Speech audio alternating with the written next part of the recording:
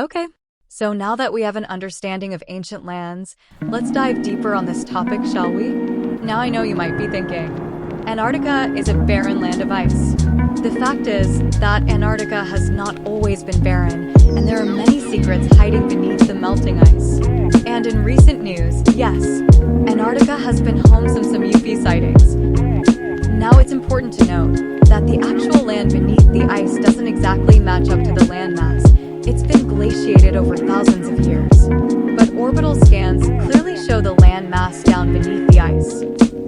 It's also important to note that the continents shift over time. As we can see from this map of the southern region 90 million years ago, it is interesting to see how Australia broke off of Antarctica.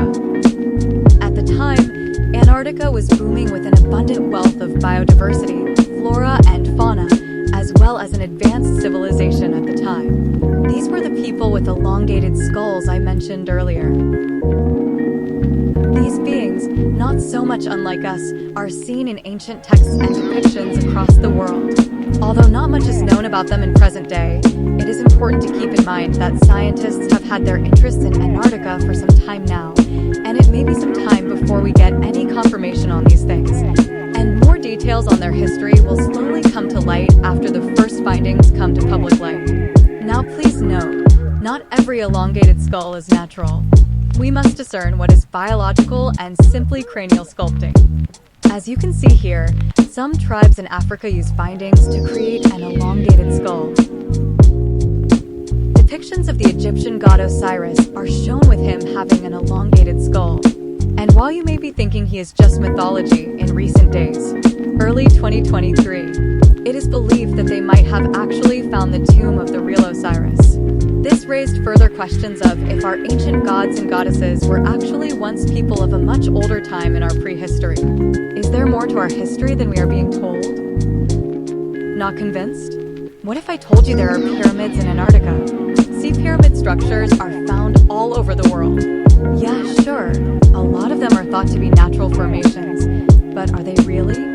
Theorists suggest that these structures may be the eroded remnants of a much older civilization spanning back at least over 20,000 years, much further back than 10,000 BC. Let's say we only want to talk about only the known to be built pyramids.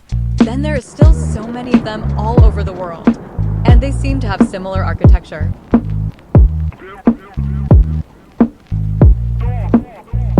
As you can see, there really is so many of them to be found all over the world.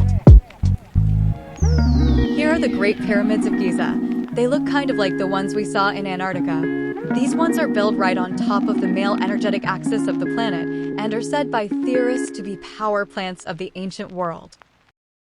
But these changes the Earth goes through not just in land masses, but also electromagnetically as well. The very magnetic poles are said to shift every few thousand years or so, and it's something that has been picking up pace over time. During a pole shift, massive magnetic storms are unleashed, and it is said to have cataclysmic impacts. In recent years, the Earth's poles seem to be moving very slowly from where they had originally started.